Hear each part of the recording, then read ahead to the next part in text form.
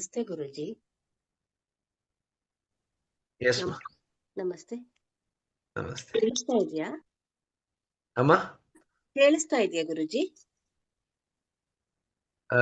ಅರ್ಧಂಗಾಲೆ. ಕೇಳಿಸ್ ಆ, Yes, ಇನ್ಪಡಿಸ್ತಾ we can hear. We can hear. Please go on. Okay. ನನ್ಗೆ ನಮ್ಮ ಊರು ಬಂದು ಗುಬ್ಬಿ, ತುಮಕೂರು ಡಿಸ್ಟಿಕ್ ಅಲ್ಲಿ ಗುಬ್ಬಿ ಅಂತ ನಮ್ದು ಊರು. ನನ್ಗೆ ಹೇಳಿದ್ದು ನಮ್ಮ ಯಜಮಾನ್ರ ಅಕ್ಕ ಅವರು ಹೇಳಿದ್ದು, ಉಷಾ ಗುಪ್ತಾ ಅಂತ ಹೇಳ್ಬಿಟ್ಟು. ಅವ್ರು ಹೇಳಿದ್ದು ಫಸ್ಟ್ ನಮ್ಮ ಮನೆಯವರು ತುಂಬಾ ದಪ್ಪ ಇದ್ದಿದ್ರಿಂದ ನೀನ್ ಮಾಡು ಅಂತ ಅವ್ರಿಗೆ ಹೇಳ್ತಾ ಇದ್ರು. ಸರಿ ಬಿಡಿ, ಅವ್ರು ಮಾಡ್ತೀನಿ ಅಂದ್ರೆ ನಾನು ಮಾಡ್ಬಿಡ್ತೀನಿ, ಇಬ್ರು ಒಂದ್ಸರಿ ಮಾಡಿದ್ರೆ ಸರಿ ಹೋಗುತ್ತೆ ಅಂತ ಹೇಳ್ಬಿಟ್ಟು ನಮ್ಮ ಮನೆಯವರು ಒಪ್ಸಿದ್ರು. ಪಾಪ ಅವರು ಮನೆಯವರು ಹೂ ಅಂದ್ರು. ಆಮೇಲೆ ಅವ್ರ ಕೈಲಿ ಆಗ್ಲೇ ಸ್ವಲ್ಪ ಜಾಸ್ತಿ ಅವ್ರಿಗೆ ಫೀಲ್ಡ್ ವರ್ಕ್ ಅವ್ರದ್ದು. ನಂಗೆ ಅಷ್ಟೊಂದು ವರ್ಕ್ ಇದೆ ಇವಾಗ, ಈಗ ಆಗಲ್ಲ. ಅವಳು ಅಷ್ಟೊಂದು ಹೇಳ್ತಾ ಇದ್ದಾಳೆ, ನೀನಾದ್ರೂ ಮಾಡು ಅಂತ ಹೇಳ್ಬಿಟ್ಟು ನನ್ನನ್ನ ಇದ್ ಮಾಡಿದ್ರು ನಮ್ಮ ಮನೆಯವರು. ಸರಿ ಅನ್ಕೊಂಡು ನಾನು ಸೇರ್ಕೊಂಡೆ, ಮಾಡ್ದೆ. ನನ್ನ ಆರೋಗ್ಯನೂ ಚೆನ್ನಾಗ್ ಆಗಿದೆ ಅಂತ ನಾನು ಅನ್ಕೋತಾ ಇದ್ದೀನಿ. ಮತ್ತೆ ನಂಗೆ ವಿಜುವಲೇಷನ್ ಅಲ್ಲಿ ತುಂಬಾ ನನ್ಗೆ ಅನ್ನಿಸ್ತು. ನಾನು ಅನ್ಕೊಂಡಿದ್ದು ಸಣ್ಣದೇ ನಾನು ಅನ್ಕೊಂಡಿದ್ದು. ನನ್ಗೆ ಈಗ ನಾನು ಭಗವದ್ಗೀತೆಯಲ್ಲಿ ಪ್ರಾಕ್ಟೀಸ್ ಮಾಡ್ತಾ ಇದ್ದೀನಿ, ಮತ್ತೆ ಮೆಮೊರೈಸ್ ಮಾಡ್ತಾ ಇದ್ದೀನಿ. ಅದನ್ನ ನಾನು ವಾರ ಟೆಸ್ಟ್ ಇರುತ್ತೆ, ಸ್ಯಾಟರ್ಡೇಸ್. ಸೋಮವಾರದಿಂದ ಶುಕ್ರವಾರದವರೆಗೂ ಕ್ಲಾಸಸ್ ಇರುತ್ತೆ, ಸ್ಯಾಟರ್ಡೇಸ್ ಟೆಸ್ಟ್ ಇರುತ್ತೆ. 20 ಶ್ಲೋಕದ್ದು.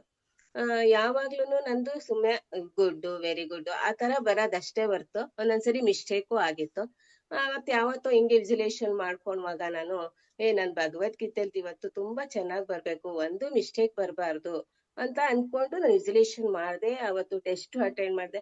ಅದ್ ಹೇಗ್ ಬಂತೆ ಅನ್ನೋದೇ ನಂಗೆ ಗೊತ್ತಿಲ್ಲ, ತುಂಬಾ ಚೆನ್ನಾಗ್ ಬಂತು ಅಂತ ಅವರು ಟೆಸ್ಟ್ ರಿಸಲ್ಟ್ ಹೇಳಿದ್ರು. ನನ್ಗೆ ಅವಾಗ ಅಯ್ಯೋ, ನಾನ್ ಹಿಂಗ ಅಷ್ಟ್ ಅನ್ಕೊಂಡಿದ್ದೆ, ಎಷ್ಟ್ ಚೆನ್ನಾಗ್ ಆಯ್ತು ಅಂತ ನಾನು ಅನ್ಕೊಂಡೆ. ಒಂದ್ 2-3 ಅನ್ಕೊಂಡಿದ್ದು ನನ್ಗೆ ಆಗಿದೆ, ವಿಜುಲೇಷನ್ ಅಸಲ್ ಆಗಿದೆ. ನಂಗೆ ತುಂಬಾ ಇಷ್ಟ ಆಯ್ತು. ಮತ್ತೆ ನೆಕ್ಸ್ಟ್ ಶಕ್ತಿಪಾತ ಗ್ರೂಪ್ ಅಲ್ಲಿ ಸೇರ್ಕೊಂಡು ಡೈಲಿ ನಾನು ಅಲ್ಲಿ ಪ್ರಾಕ್ಟೀಸ್ಗೆ ಹೋಗ್ಬೇಕಂತ ಅನ್ಕೋತಾ ಇದ್ದೀನಿ. ನೆಕ್ಸ್ಟ್ ಮತ್ತೆ ಈ ನಮ್ಮ ಮನೆಯವ್ರಿಗೂ ಹೇಳ್ದೆ, ನೋಡ್ರಿ ಚೆನ್ನಾಗಿದೆ, ನಿಮ್ಗೆ ಫುಲ್ ಡೇಸ್ ಆಗ್ಲಿಲ್ಲ ಅಂದ್ರೂ ವಾರಕ್ಕೆ 2 ದಿವಸ 3 ದಿವಸ ನೀವು ಲಿಕ್ವಿಡ್ ಅಲ್ಲೇ ಇಟ್ಬಿಟ್ಟು ಮಾಡ್ಕೊಳ್ಳಿ, ಚೆನ್ನಾಗಿರುತ್ತೆ ಅಂತ ನಾನು ಈಗ ಒಪ್ಸ್ತಾ ಇದ್ದೀನಿ.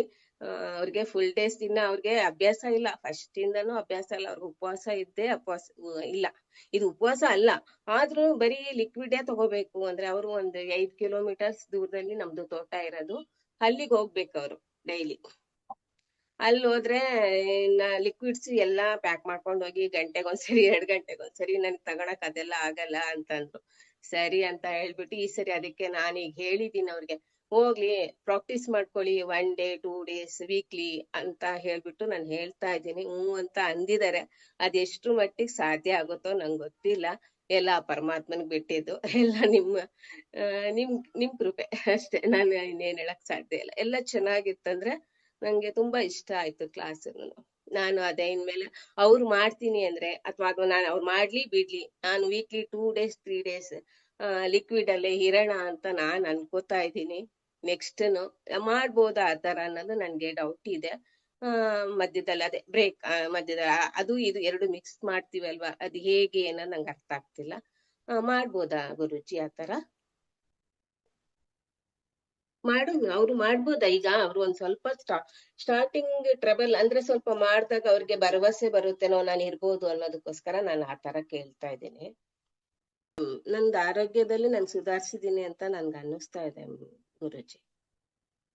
Thank you Guruji, thank you.